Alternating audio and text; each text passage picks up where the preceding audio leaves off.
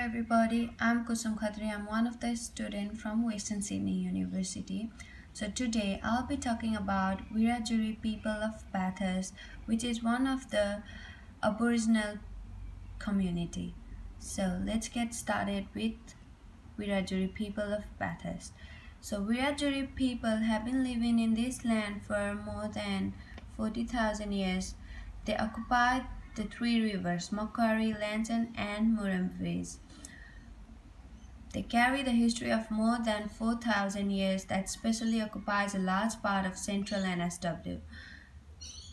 According to the 2006 census data, there are 1,235 Aboriginal people living in the Bathurst area, which is 3.4% of the total people. So now I will be discussing about diabetes mellitus, the health condition that I've chosen for Wiradjuri people.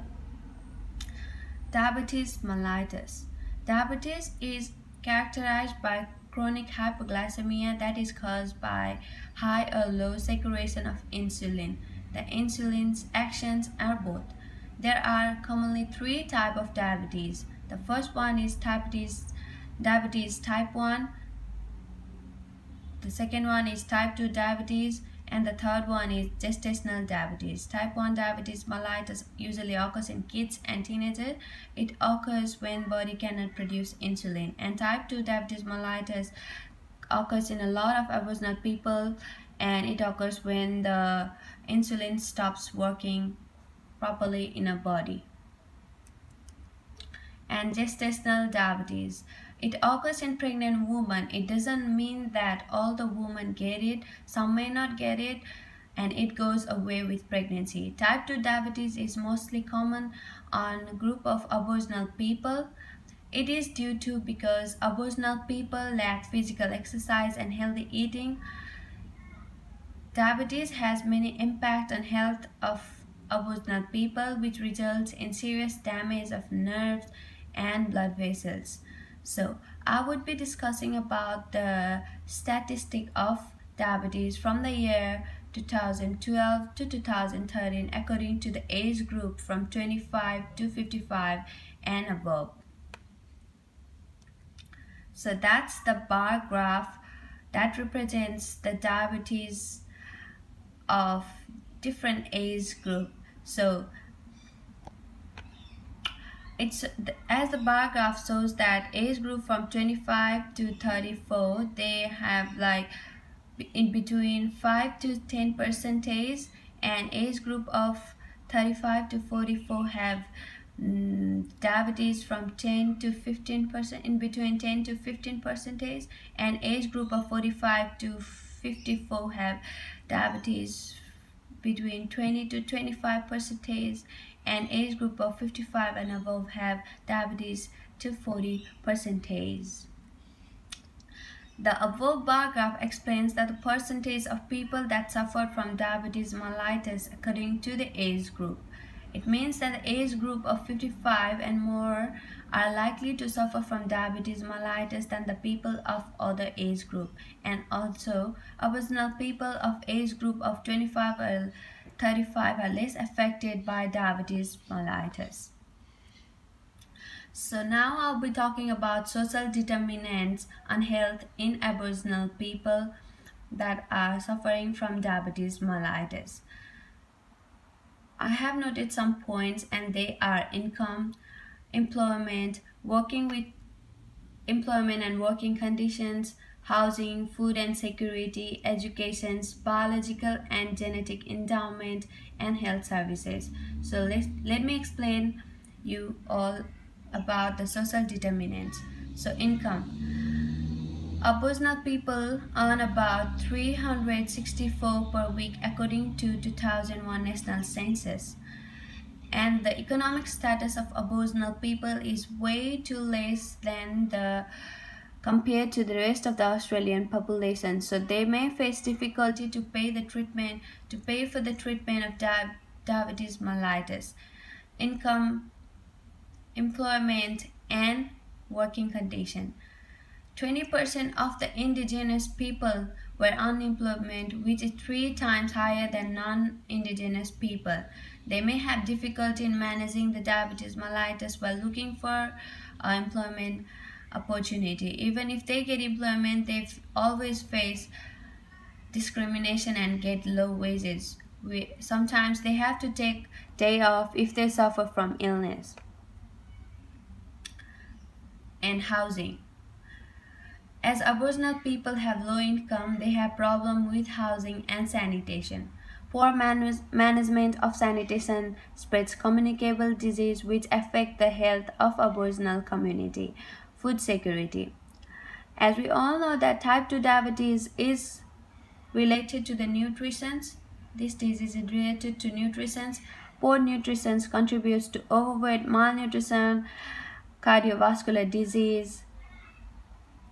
So poor diet of Aboriginal people is due to environmental factors, socio-economic factor. Education. Aboriginal people have low access to education due to financial problem. Poor education is linked to the poor health status.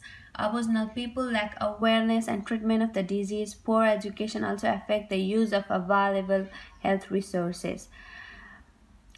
Diabetes can be transformed from hereditary, and it can be caused by the way of living style of people. There are limited health services available in the Bathurst area which may affect the health condition of the Aboriginal and their way to treat the disease. So I am going to talk about cultural safety. The environment where there is no any assault and or denial of the identity and which is culturally, emotionally and physically safe is known as cultural safety. Cultural safety, it is the application of norms and values in the Aboriginal people. The Aboriginal people have higher burden of illness and social disadvantage as compared to other Australian people. They experience a lot of racism and discrimination in the workplace. So, cultural safe environment is very important for them to be able to live in a good environment. It helps to increase the delivery of healthcare services by recognizing the relationship between health and care professional and people receiving care. It also aims to improve health status and well-being of Aboriginal and Torres Strait Islander community, acknowledging the health belief and practice of the Aboriginal and Torres Islander people. So I will be talking about implication of safe nursing practice. Safe nursing practice is a concept that helps to deliver safe nursing care to the one who is receiving care. There are many strategies for safe nursing practice, and some of them are respecting culture, respecting community, developing trust, avoiding stereotypical barriers, engaging with Aboriginal people. So, respecting culture. It is a code of conduct for all the nurses to respect culture other than their own. We should be aware of how our own belief and values, family and community influence how we interact with our client. So we should always respect the culture of Aboriginal people. Nurse should always be prepared to work with the patient of different backgrounds. Respectful communication. It is one of the important things for safe nursing practice, and it involves talking and engaging with our clients. We should give them time to speak and share their feelings and validate their feelings. We should try to speak clearly as possible, and we should avoid using jargons and use diagram, models, DVDs and images to explain concepts, instruction and terms. Developing trust. As nurse is a trustable job, so the nurse should try to develop trust with their client. Things are to be kept confident, and when we are familiar to a person receiving care, we will feel more confident in receiving with Aboriginal and Torres Islander people. So in this way, we can develop culturally safe environment. We should stop passing stereotype thing to the Aboriginal people so that we can build culturally safe environment. Engaging with Aboriginal people. To build culturally safe environment, nurses should engage with people receiving care so that they can know more about the people and provide care according to their culture, norms, and values. And the conclusion is to improve the health outcome in Aboriginal people, health service provision need to be aware of cultural difference and the racism Aboriginal people face. Aboriginal people have better access to health service when there is cultural safety and safe nursing practice. Patient-centered care should be adopted by all health professionals to make sure that the healthcare needs are met. And that's my references, and that's the end of my PowerPoint. Thank you everyone.